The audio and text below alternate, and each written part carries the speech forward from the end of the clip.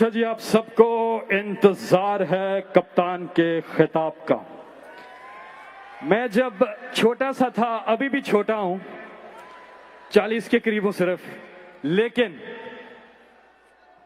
इमरान खान साहब को जब जब बुलाया, हर बार दिल से इतनी खुशी महसूस की और अल्लाह ताला का शुक्र भी अदा किया कि यह मौका मिलता है कि इस अजीम लीडर को बुलाएं। लेकिन आज ये काम मैं अकेले नहीं करूंगा। आज कैपिटल अरीना में मौजूद तमाम पाकिस्तानी यहाँ पे आप सब ने मेरा साथ देना है और इंतजार की घड़ियां अब खत्म।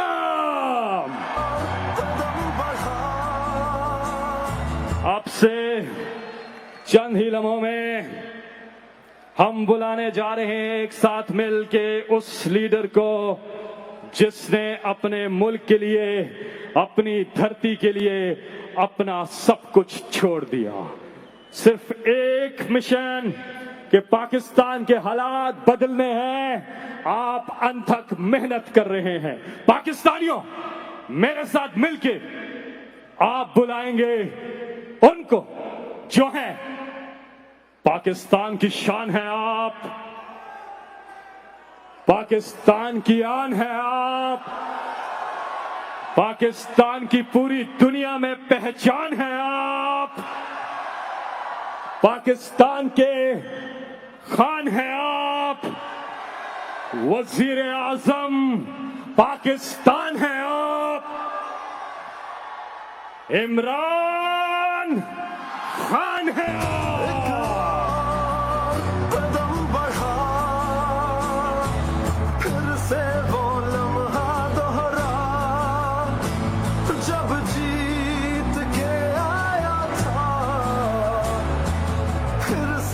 वतन को जुदा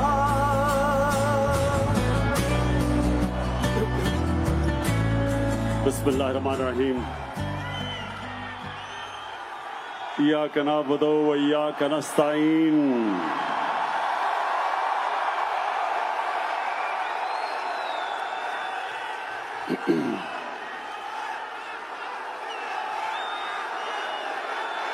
बहुत बहुत शुक्रिया।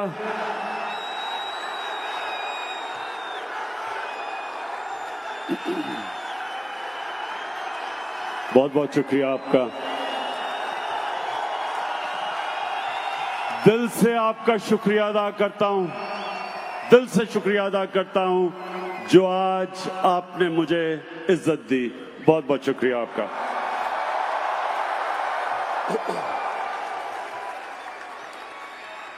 अच्छा, वॉशिंगटन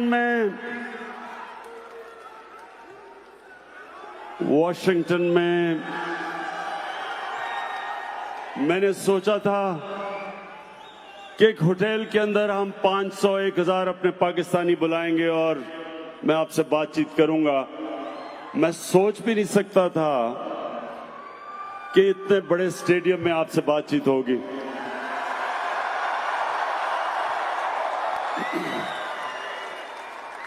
अच्छा, अब आपने बड़ी आराम से अब मेरी बात सुननी है। सारे नारे बाद में, पहले मेरी आपने अब बात सुननी है।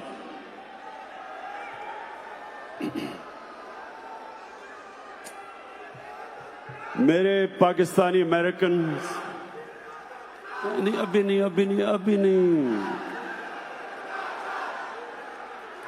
बन गया हूं।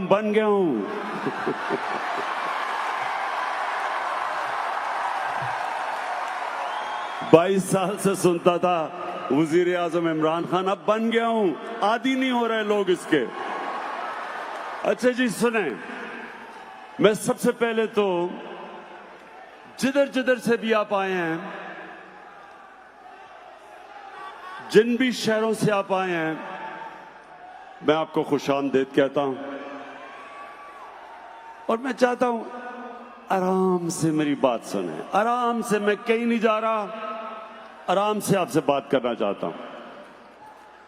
देखिए मेरे पाकिस्तानियों,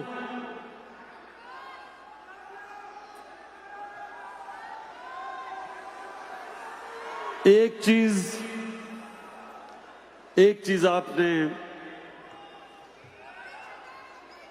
आपने याद रखनी है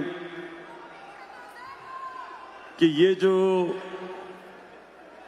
अल्लाह ने हमें मुल्क दिया, सुने आराम से, पाकिस्तान जो अल्लाह ने हमें मुल्क दिया, ये किसी को भी अंदाजा नहीं है कि ये अल्लाह की कितनी बड़ी नेमत है। ये हमारा मुल्क, ये अल्लाह ने एक खास नेमत के तौर पे हमें दिया। और मेरे पाकिस्तानियों, ये वो मुल्क है जो इंशाअल्लाह ये हर साल आप इसको तब्दील होते देखेंगे। ये हर साल मुल्क ऊपर जाता रहेगा।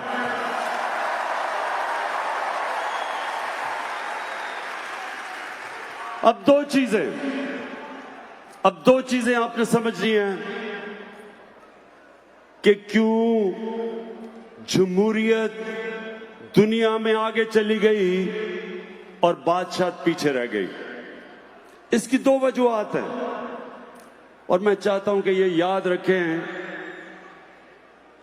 कि ये दो वजह है कि हम क्यों पीछे रह गए और दुनिया आगे चली गई। मेरे पाकिस्तानियों, जमहूरियत के अंदर दो चीजें हैं जो बादशाह में नहीं है। नंबर 1, जमहूरियत के अंदर मेरिट है।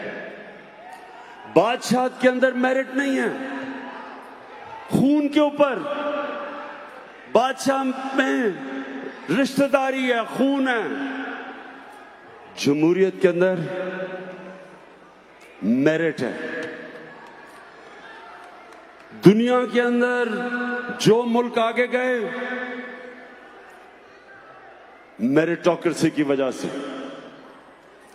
जो मुल्क पीछे रह गए, जितनी कम मेरिट उतना मुल्क पीछे रह गया। मैं आपको सिंपल मिसाल देता हूं,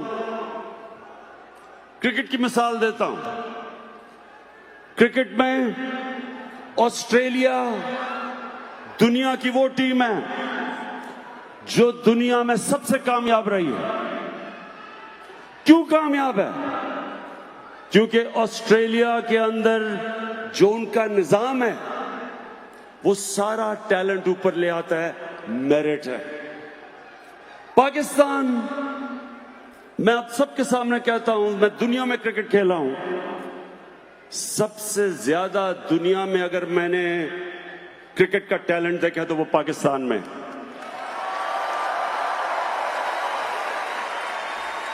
लेकिन क्योंकि मेरिट नहीं है, मेरिट का सिस्टम नहीं है, हम वो टैलेंट को ऊपर नहीं ला सकते।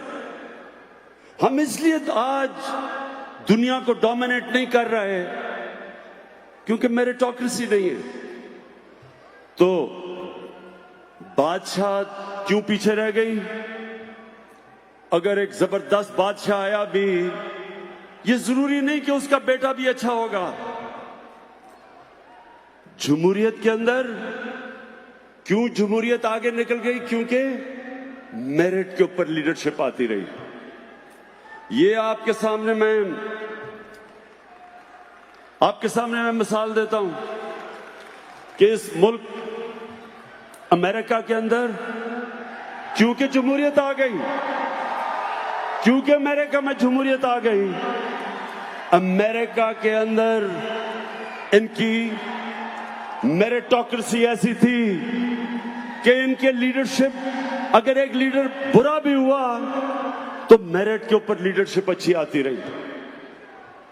हमारे मुसलमान दुनिया में, आप हिंदुस्तान की मिसाल लें, मैं ही आज आप पाकिस्तानियों आज को इसलिए ये चीज कह रहा हूं क्योंकि आपको समझना चाहिए कि मुसलमान भी नीचे क्यों रह गए और पाकिस्तान भी आगे क्यों नहीं बढ़ सका। जो पहले 150 साल मुगल बादशाह रहे, हिंदुस्तान दुनिया की सुपर पावर थी। 150 साल जो दुनिया में हिंदुस्तान का जीडीपी था वो 25% से ऊपर था, सुपर पावर थी। एक से एक बेहतर मुगल बादशाह आया।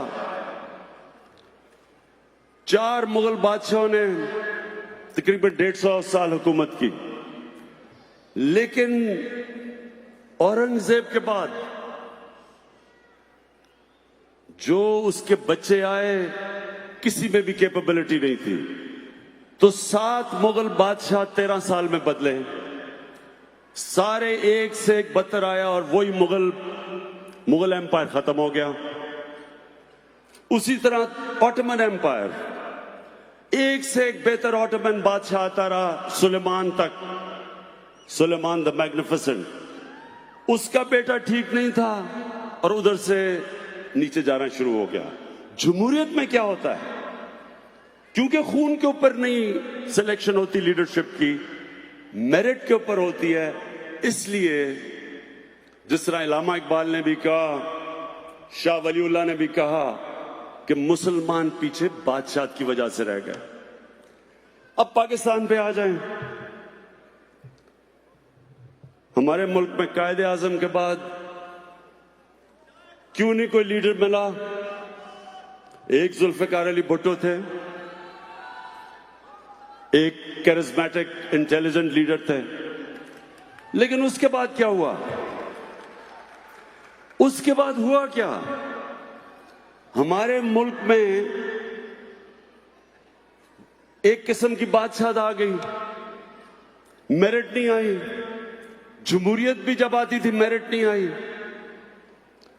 नवाज शरीफ को किस तरह लीडर बनाया गया? मिलिट्री डिक्टेटर ने उठा के बना दिया, कोई मेरिट नहीं थी। उनके भाई शहबाज शरीफ क्यों चीफ मिनिस्टर बन गए? उनके भाई थे। आसिफ जरदारी और बिलावल भुट्टो कैसे लीडर बन गए? कागज के पर्चे पे कहा कि जनाब हमारी वालदा हमें छोड़ गई है। उधर वली खान की फैमिली, वो भी फैमिली सिस्टम आ गया। उधर मौलाना फजल रहमान, उसके भाई भी और उसके बच्चे आ गए।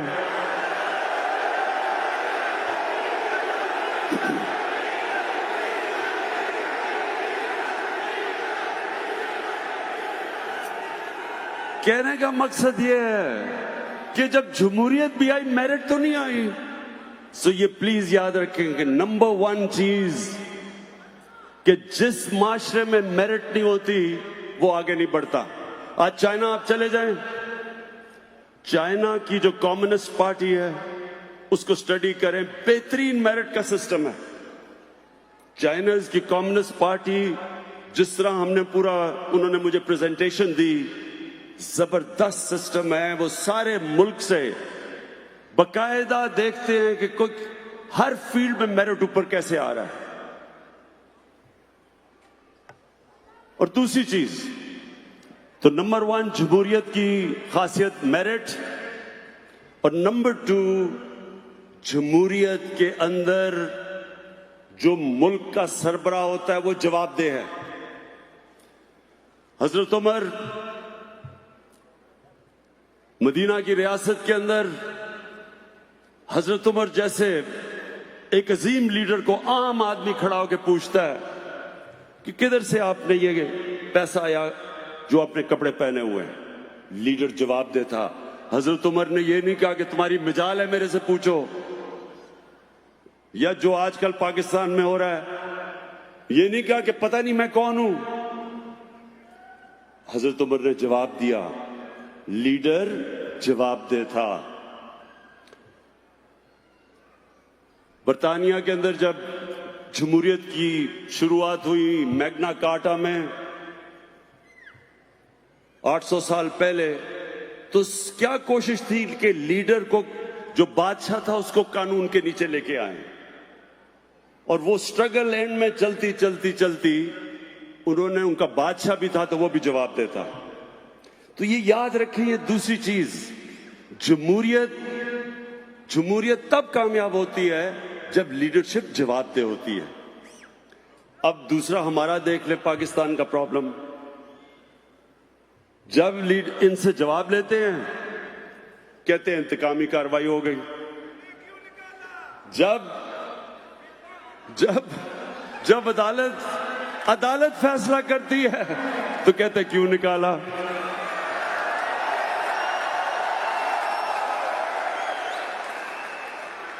आप और ये जो आज पाकिस्तान में हो रहा है ये नया पाकिस्तान बन रहा है।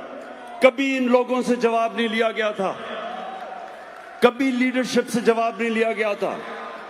लोग कहते हैं ना जी कि किधर है नया पाकिस्तान। आपकी आंखों के सामने नया पाकिस्तान बन रहा है।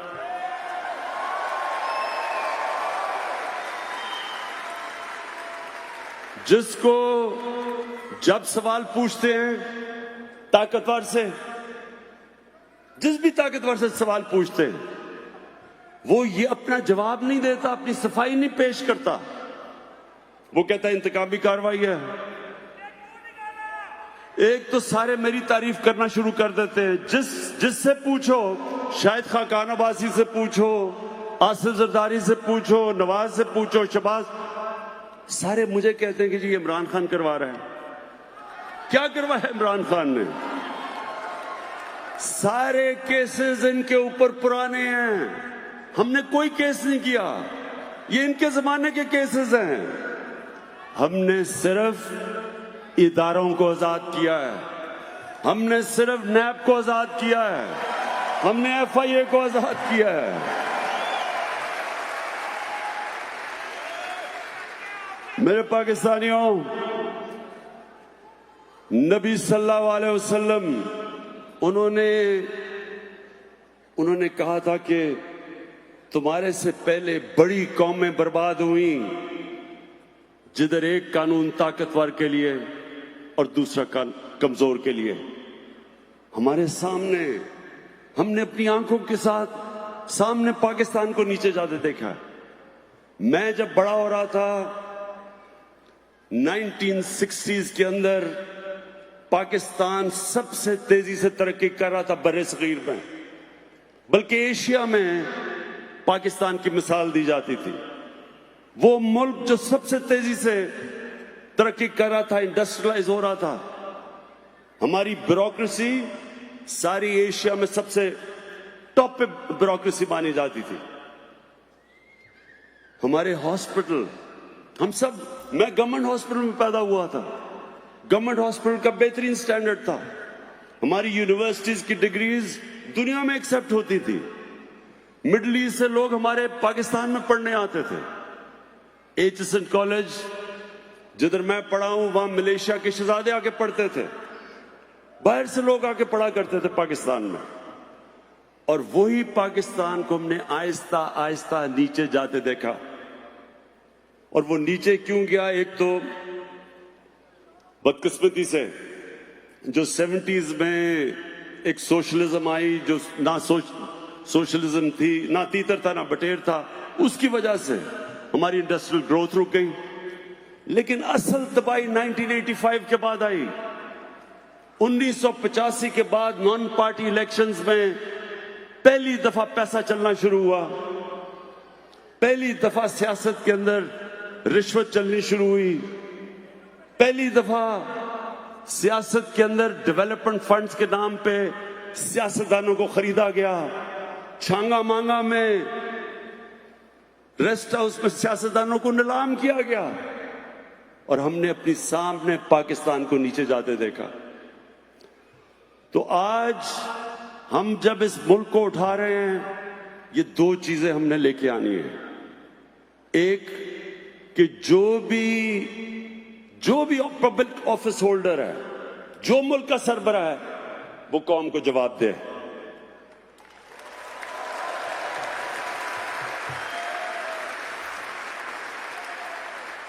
आजकल ये सारे सब इकट्ठे हो गए हैं।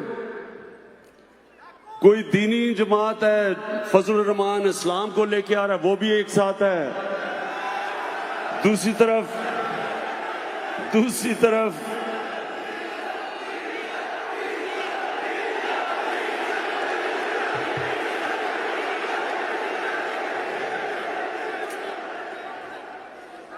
वो कह रहे हैं कि पहली दफा पाकिस्तान की असेंबली डीजल के बगैर चल रही है। तो फजल रहमान, दूसरी तरफ सेकुलर बिलावल भुट्टो, वो भी साथ मिल गया है। फिर नून लीग, जिसका पता ही नहीं कि वो क्या है, वो भी साथ है। सब इकट्ठे हैं। इनका सब एक मकसद है, सिर्फ एक मकसद है। इनका सिर्फ एक मकसद है। क्या है? बताएं क्या है एक मकसद? 3 लफ्ज सुनना चाहते हैं मेरे से, NRO, यानी कि जो अब तक इक्तदार में बैठ के मुकमुका है, सब एक चीज चाहते हैं। तो नंबर 1, ये मैं आज आप सबके सामने कहना चाहता हूं, दुनिया इधर उधर हो जाए,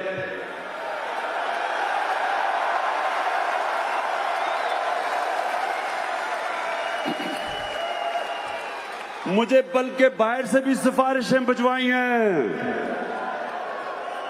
एक आध बादशाह ने भी मुझे सिफारिश की है। लेकिन ये वक्त है, आज अगर हम खड़े हो गए, हमने ताकतवर का आज एहतसाब कर दिया, इनकी प्रॉपर्टीज अटैच करनी हमने शुरू कर दी हैं, इनकी बेनामी प्रॉपर्टीज हमने पकड़नी शुरू कर दी हैं, इनने जो अरबों अरबों रुपया बाहर लेके गए हैं, बाहर की गवर्नमेंट से हमने बातचीत शुरू कर दी है कि ये पैसा वापस लेके आए।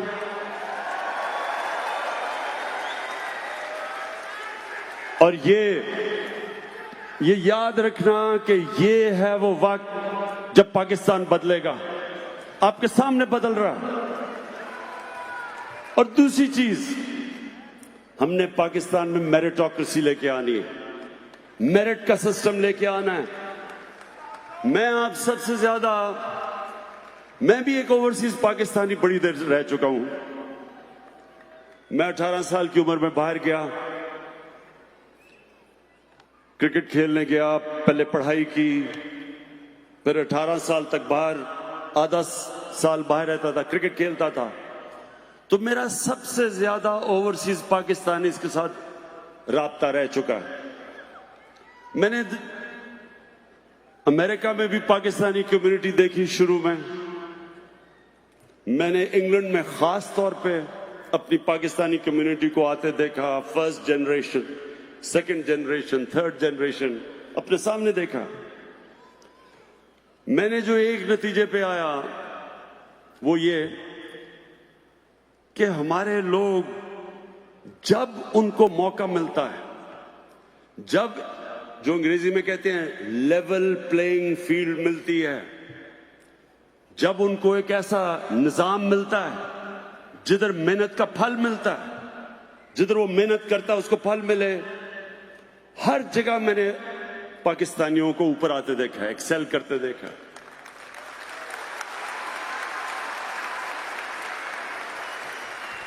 क्योंकि पाकिस्तान में मेरिट नहीं, मौके नहीं मिलते,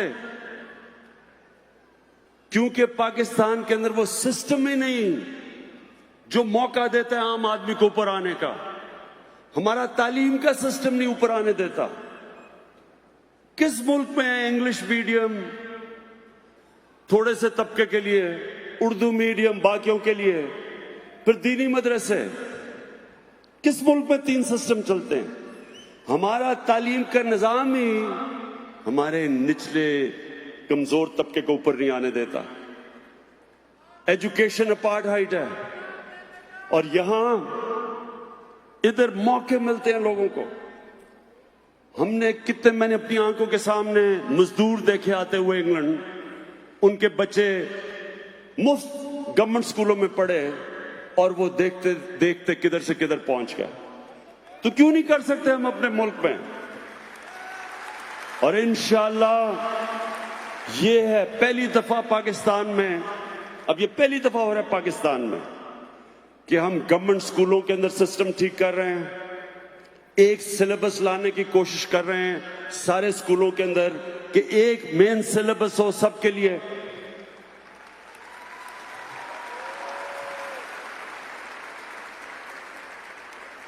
ताकि मौका मिले ऊपर आने के लिए हमारे लोगों को। हम पहली दफा मदरसों के, हमने साथ बैठे मदरसों के जितने भी उनकी तंजीमें थी उनके साथ हम बैठे। अभी हमने उनसे मुआहदा किया है कि मदरसे के बच्चों को भी मौका मिले ऊपर आने का, उनके लिए भी दीन के अलावा साइंस के सब्जेक्ट पढ़ाए जाएं, मैथ्स पढ़ाए जाएं, मौका दिया जाए ताकि वो भी डॉक्टर्स बन सकें, वो भी ऊपर आ सकें। कौन तो अपने मुल्क में अब तक, अब सोचे 8 लाख बच्चे हैं जो इंग्लिश मीडियम स्कूलों में जाते हैं। 8 लाख। 3.25 करोड़ बच्चे जाते हैं उर्दू मीडियम में। 25 लाख बच्चे जाते हैं दीनी मदरसों में। तीनों पैरेलल सिस्टम है, 3 पैरेलल कल्चर हैं। तो ये सबसे बड़ा कदम होगा कि पाकिस्तान के अंदर एक मेन तालीम का सिलेबस आए ताकि एक कौम बने हम, तब एक कौम बने।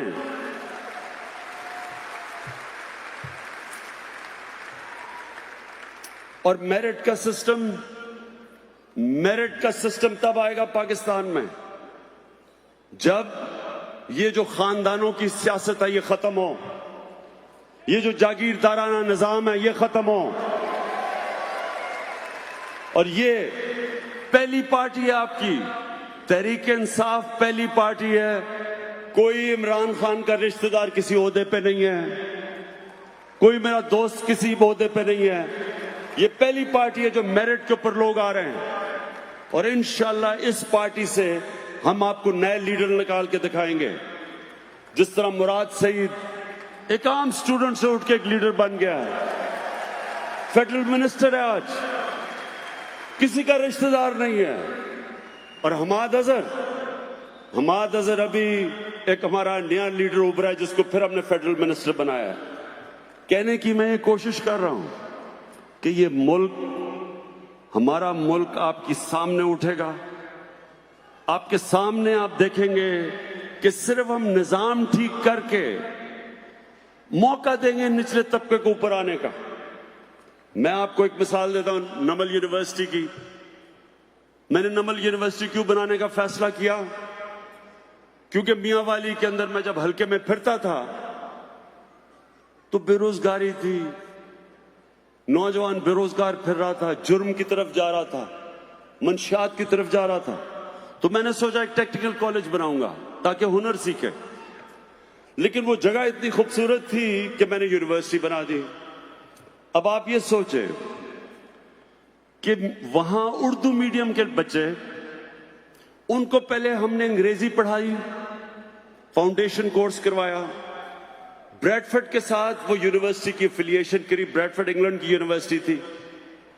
मैं आपको अब ये समझाने की कोशिश कर रहा हूं कि कितना बड़ा टैलेंट हमारा नीचे है पाकिस्तान में, जिसको मौका नहीं मिलता ऊपर आने के लिए।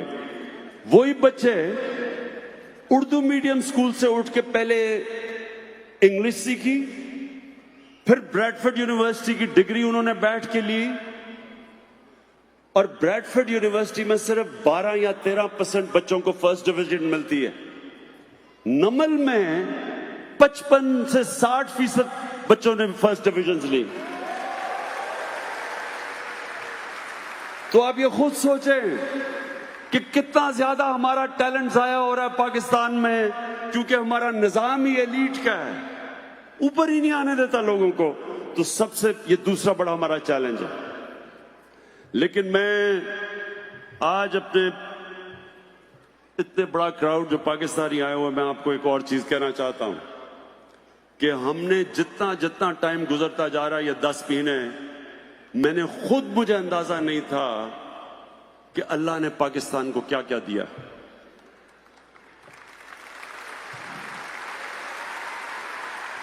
पहले तो आपको अंदाजा नहीं कि पाकिस्तान में कितना अल्लाह ने मिनरल्स दिए हैं, मदनियात। जो पाकिस्तान के पास तांबे के जखीरे हैं वो दुनिया में 4-5 बड़े मुल्कों के मुकाबले में अरबों अरबों डॉलर के जखीरे पड़े हुए वहां। और हमारी बदकिस्मती देखें कि एक रेको डिग के अंदर अच्छा भला वहां बाहर से कंपनी आई, काम शुरू होने लगा था। अब वो मैंने इंक्वायरी की है, पता चलेगा कि क्या वजूहात है, कि क्या वजह है कि वो सुप्रीम कोर्ट ने फैसला करके उस कॉन्ट्रैक्ट को खत्म किया, जो आज हमें बहुत ज्यादा एक इंटरनेशनल कोर्ट के अंदर फाइन भी हुआ है उसका $6 अरब का।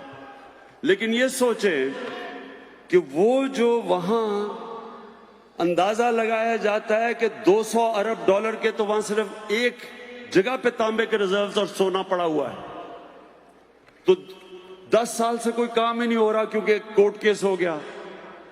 और इसके पीछे क्या होगा? आज मैं बता रहा हूं कि इसके पीछे करप्शन थी, पैसे मांग रहे थे, रिश्वत थी।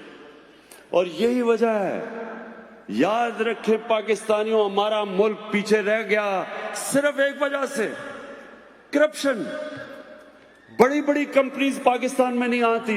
आज मैंने इन्वेस्टमेंट के लिए कंपनीज को आज मिला हूं, कतर में मिला हूं, सऊदी अरेबियन कंपनीज में, चाइना की कंपनीज मिला हूं। हर कंपनी एक ही बात करती है कि वो इसलिए पाकिस्तान नहीं आते क्योंकि वहां पैसे मांगते हैं, करप्शन है, रिश्वत मांगते हैं।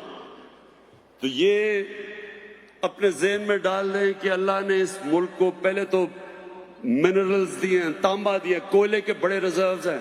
पाकिस्तान को तो कभी बिजली की कमी 100 साल तक नहीं होनी चाहिए, जितने बड़े सिर्फ कोयले के रिजर्व हैं थर के अंदर। 180 अरब टन का कोयला पड़ा हुआ है पाकिस्तान में, 180 अरब टन, यानी इसका मतलब सऊदी अरेबिया से ज्यादा बिजली पाकिस्तान में कोयले से बना सकते हैं हम। अभी मैं 2 हफ्ते पहले मुझे दुनिया का टॉप जो मिनरल की कंपनी ऑस्ट्रेलिया की, उसका नाम है एंड्रू फॉरेस्टर है, वो मुझे मिलने आया। वो मुझे कहता कि सारी दुनिया को पता है कि पाकिस्तान में कितने ज्यादा तांबे के रिजर्व्स हैं, कोयले हैं, सोना है, लेकिन कहता दुनिया इसलिए नहीं आती, करप्शन की वजह से लोग पैसे मांगते हैं। तो ये मैं आज आपको बता रहा हूं कि इंशाल्लाह आप देखेंगे कि ये अब कंपनीज पाकिस्तान आएंगी, बड़ी बड़ी कंपनीज, क्योंकि हमारे पास तो पैसा नहीं है जो मिनरल्स जो इनकी एक्सप्लोरेशन करें। तो ये कंपनीज आएंगी, जितना भी हमारे ऊपर अभी कर्जा चढ़ा के ये गए हैं पिछले वाले, इंशाल्लाह सिर्फ और सिर्फ क्लीन गवर्नमेंट दे के, करप्शन खत्म करके, इंशाल्लाह हम आपको दिखाएंगे इस पाकिस्तान को उठा के।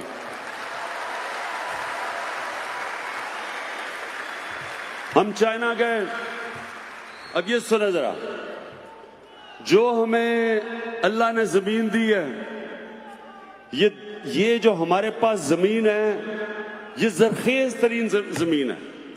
हम अभी चाइना गए, चाइना की कंपनीज से हमने MOU साइन किया सीपैक के अंदर।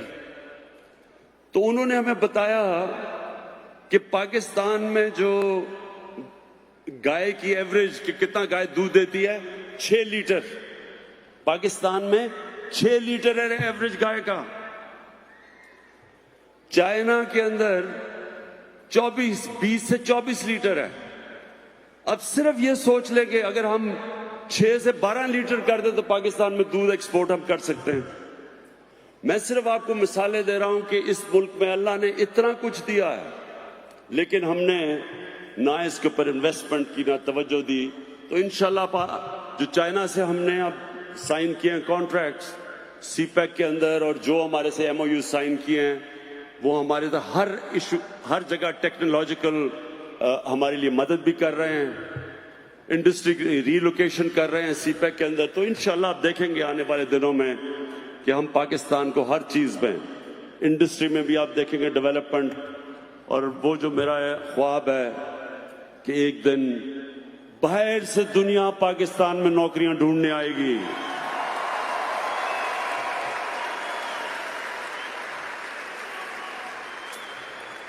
अब मैं आपसे ये अब मेरे से सब पूछते हैं कि जी आपकी विजन क्या पाकिस्तान की, कि किस तरह का पाकिस्तान होना चाहिए। तो मैं ये आपके सामने अपनी विजन रखता हूं। मैं ये समझता हूं कि ये बड़ा जरूरी है आप सबको समझना, क्योंकि हर कौम किसी मकसद के लिए पैदा होती है। हर कौम का एक मकसद होता है, एक विजन होती है, एक नजरिया होता है। पाकिस्तान बना था और उसका एक बड़ा ख्वाब था पाकिस्तान। इलामा इकबाल और कायदे आजम, जो एक लीडर को मैं मानता हूं, कायदे आजम को, और इलामा इकबाल जो शायद ही इतना बड़ा मुसलमान दुनिया में कोई ज़हन हो पिछले 500 साल में, तो इनकी क्या थी।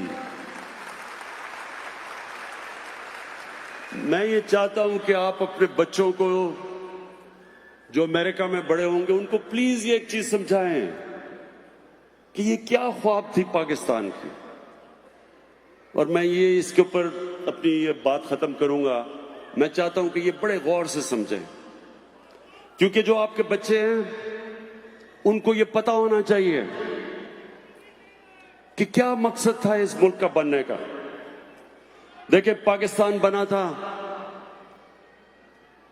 उसको इलामा इकबाल ने जिस तरह कहा, इसने एक इस्लामी फलाई रियासत बनना था। वो क्या, कौन सी इस्लामी फलाई रियासत बननी थी? जो कि मदीना की रियासत थी। मदीना की रियासत क्या थी? कितने लोगों को पता कि मदीना की रियासत क्या थी? मदीना की रियासत एक मॉडर्न स्टेट थी, मॉडर्न प्रिंसिपल्स पे बनी हुई थी। वो जो कुरान शरीफ के अंदर अल्लाह ने हमें कहा है कि नबी सल्लल्लाहु अलैहि वसल्लम की सुन्नत पे चलो, उनके रास्ते पे चलो, उनकी शरिया पे चलो, उनकी शरिया मदीना की रियासत थी। मदीना की रियासत के क्या असूल थे, ये आप मेरे बड़े गौर से आपने मेरी बात सुननी है। मदीना की रियासत दुनिया की तारीख की पहली फलाई रियासत बनी थी। एक इंसानियत का निजाम बना था, अदल और इंसाफ का निजाम बना था। मदीना की रियासत, मदीना के रियासत के वो कौन से असूल थे? सबसे बड़ा असूल था, उसमें रहम था।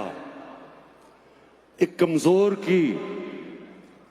के लिए रहम था। बेवों, यतीमों, माजूरों, गरीबों, बूढ़ों को पेंशन्स पहली दफा मदीना की रियासत में शुरू हुई थी कि रियासत ने बूढ़ों की भी जिम्मेदारी ली थी।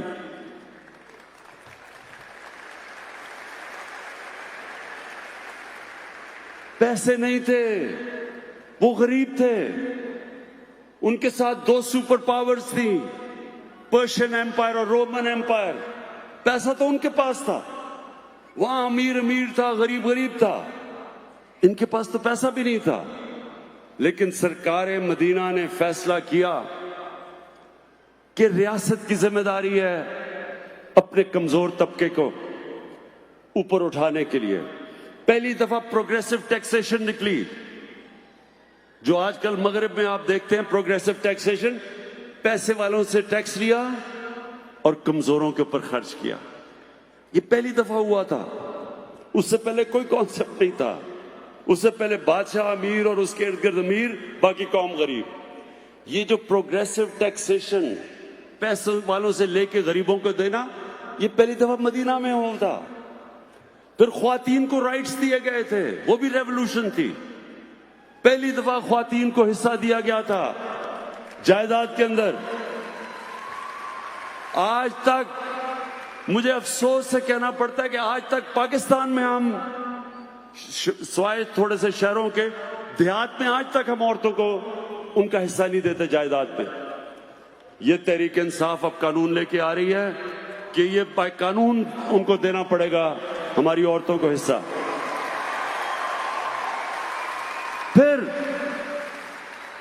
फिर पहली दफा गुलामों को सरकार मदीना ने कैसे उठाया? उन्होंने कहा कि गुलामों को आपने बिल्कुल उस तरह ट्रीट करना है जिस तरह वो आपका फैमिली का मेंबर है।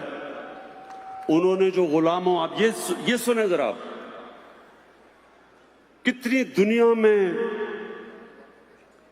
जो ब्लैक अफ्रीकन्स हैं, कितना उनसे जुल्म हुआ दुनिया में देख लें।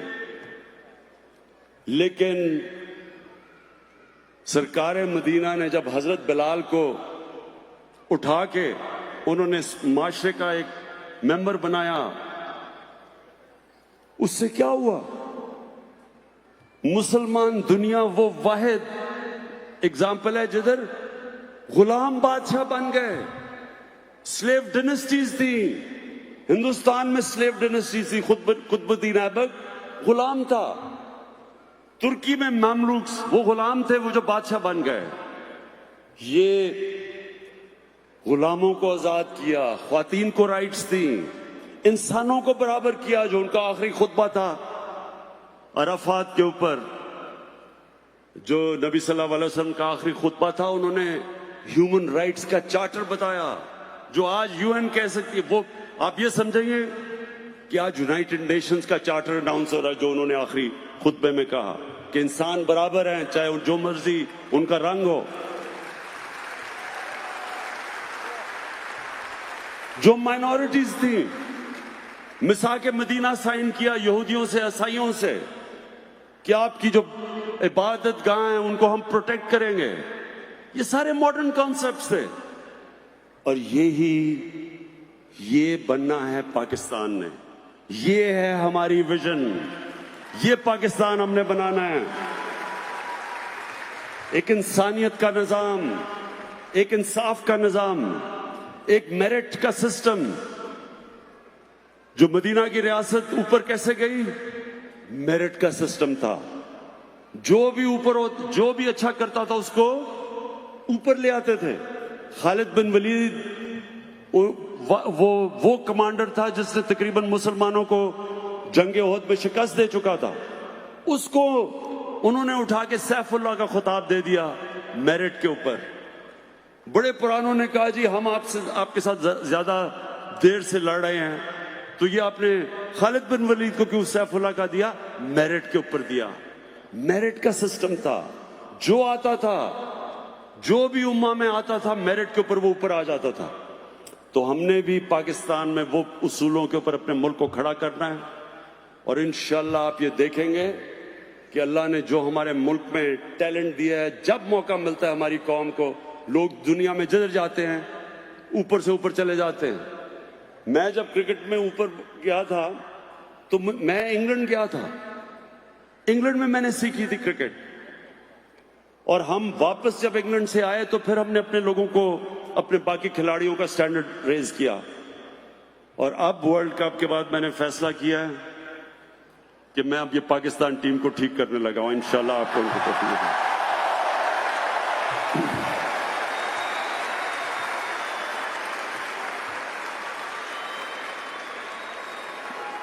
काफी मायूसियां हो चुकी हैं।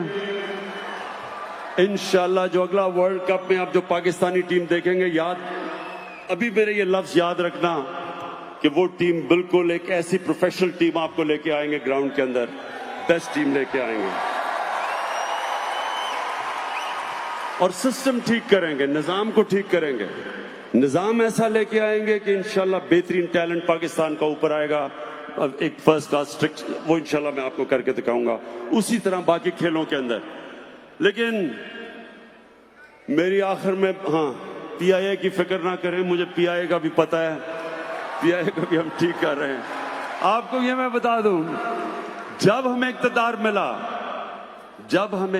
मिला, आप यकीन करें, एक इदारा नहीं था जो रिकॉर्ड खसारा नहीं कर रहा था। पीआईए, वफदा, रेलवे, जो भी इदारा ले, बिजली यानी गैस, सब नुकसान कर रहे थे। और अभी भी ये पूरी जंग चली हुई है। ये इंशाल्लाह हमारा एक थोड़ा मुश्किल वक्त है। ये हमारा मुश्किल वक्त है, 4 महीने, 6 महीने, साल तक रहेगा। लेकिन इंशाल्लाह हम आपको पाकिस्तान को निकाल के दिखाएंगे, इस मुल्क को अपने पैर पे खड़ा करेंगे। जो ताजर आज पाकिस्तान में कह रहे हैं कि हम रजिस्टर नहीं होंगे, सब सुन लें मेरी बात कि जो कर्जा पाकिस्तान पे चढ़ा हुआ है सारे ताजरों को रजिस्टर होना पड़ेगा।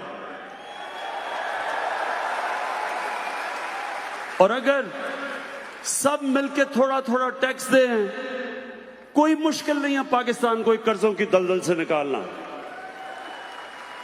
लेकिन यह नहीं होगा कि मुल्क, आज सुने जरा पाकिस्तान का हाल क्या है, जो हमें पाकिस्तान मिला था। पहले सबसे कम टैक्स पाकिस्तानी देते हैं, दुनिया में सबसे कम टैक्स जीडीपी रेशियो है पाकिस्तान का। ऊपर से जो इन्होंने कर्जे चढ़ाए, अच्छा मैं जरा आपकी नॉलेज टेस्ट करना चाहता हूं, 10 साल पहले कितना पाकिस्तान का कर्जा था?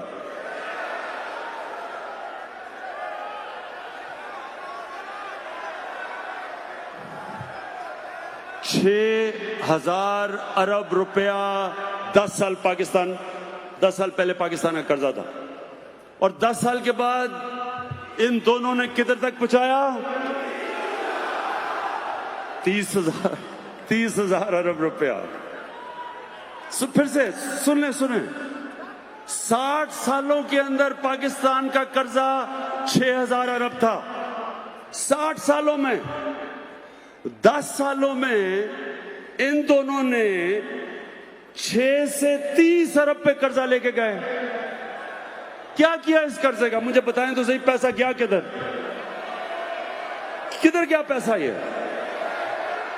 और ये पैसा हमने इनसे निकालना है।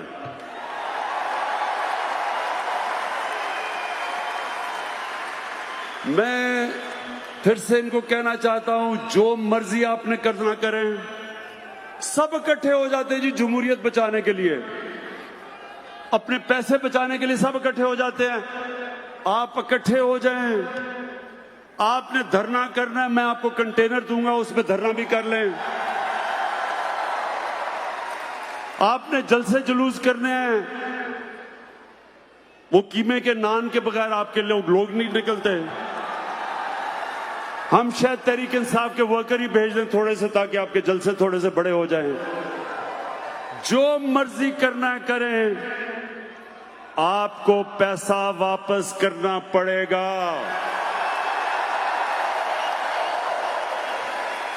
नवाज शरीफ कहते हैं जी मैं खाना घर से मंगवाऊंगा, खाना अच्छा नहीं है जेल का। फिर कहते हैं जी एयर कंडीशन लगा दो जेल में। अब टीवी चाहिए जेल में। 80% पाकिस्तानियों के पास तो एयर कंडीशन ही नहीं है। 80% कम से कम 60% के पास टीवी नहीं है।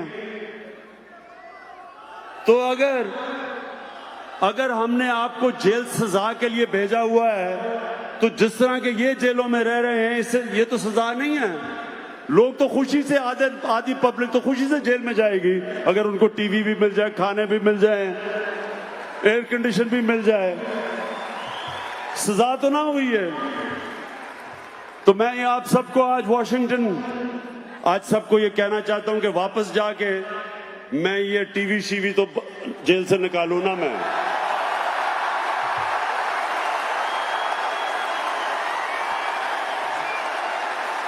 एयर कंडीशन भी निकालें जेल से।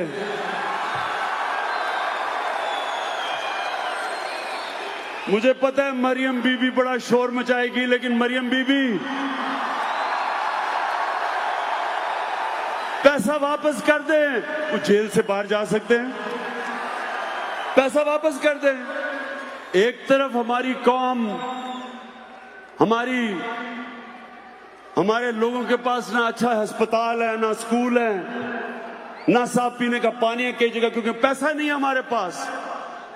और दूसरी तरफ आप जेल में फैसिलिटीज इसलिए।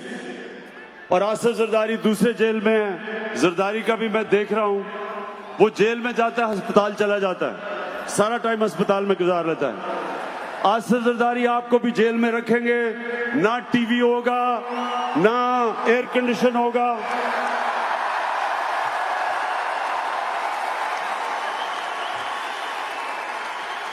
बड़ा आसान है जेल से निकलना, पैसा वापस करो, हम जेल से आपको निकाल देंगे।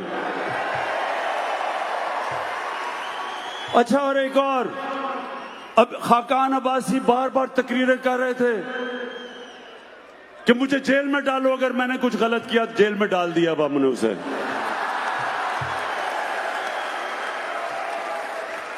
अच्छा, मौलाना फजल रहमान,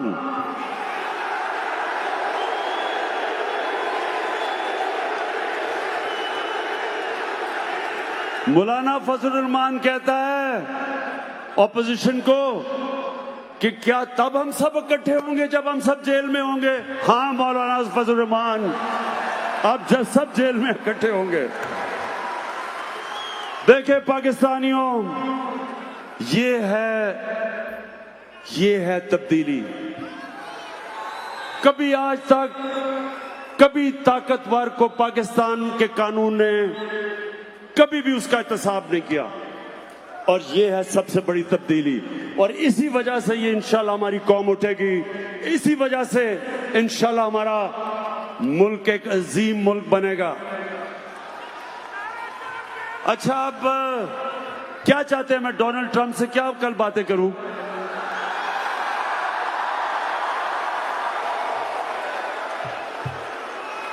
मैं पर्चियां लाया हूं जेब में, मैं पर्चियों से पढ़ूंगा बैठ के।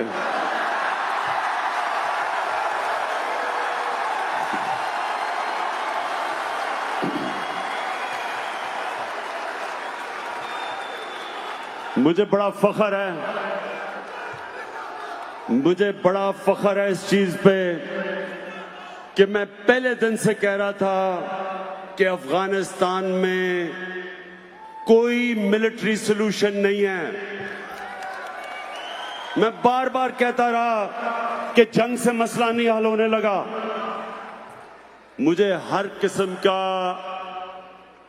किस्म की मुझे बुरा भला कहा गया, दहशतगर्द कहा गया, तालिबान खान कहा गया, पता नहीं क्या क्या कहा गया, लेकिन अल्लाह अल हक है, सच का खुदा है।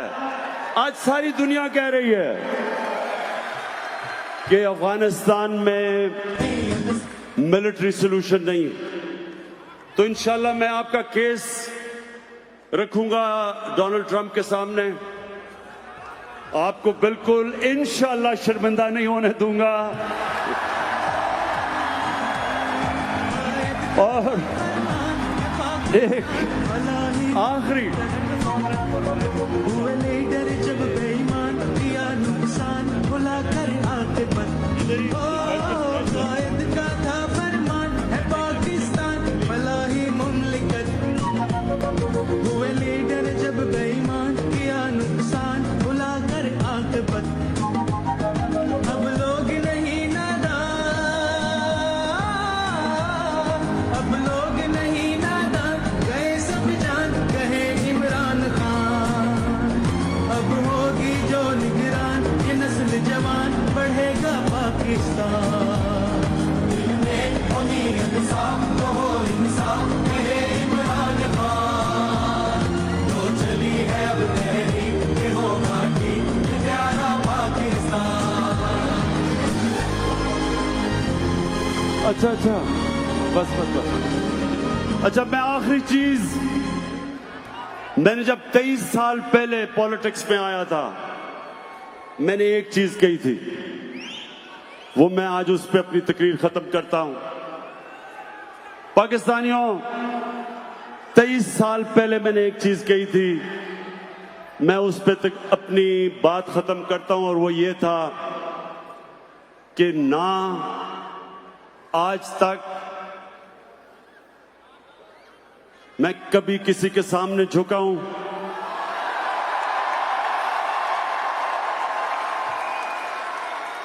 सिवाय अल्लाह के, और इंशाल्लाह कभी अपनी कौम को किसी के सामने नहीं झुकने दूंगा, इंशाल्लाह। ख़वातीन हज़रात, आपको बहुत बहुत मुबारक हो, क्योंकि अमेरिका की तारीख का ना सिर्फ ओवरसीज पाकिस्तानीज़ का सबसे बड़ा ये मजमा है, बल्कि अमेरिका की तारीख का बड़े बड़े पॉलिटिकल गैदरिंग्स में इसका शुमार होता है। आपको बहुत बहुत मुबारक हो। और जो ट्रेंड की बात कर रहा था, डीसी में नंबर 1, पाकिस्तान में नंबर 1 और दुनिया में टॉप 3 में चला गया इमरान खान का जलसा। और आप सबका बहुत बहुत शुक्रिया। आराम से निकलिएगा, जाइएगा। जाने से पहले ख्वातीन और हज़रात, पाकिस्तान का कौमी तराना। सर सगीर शाह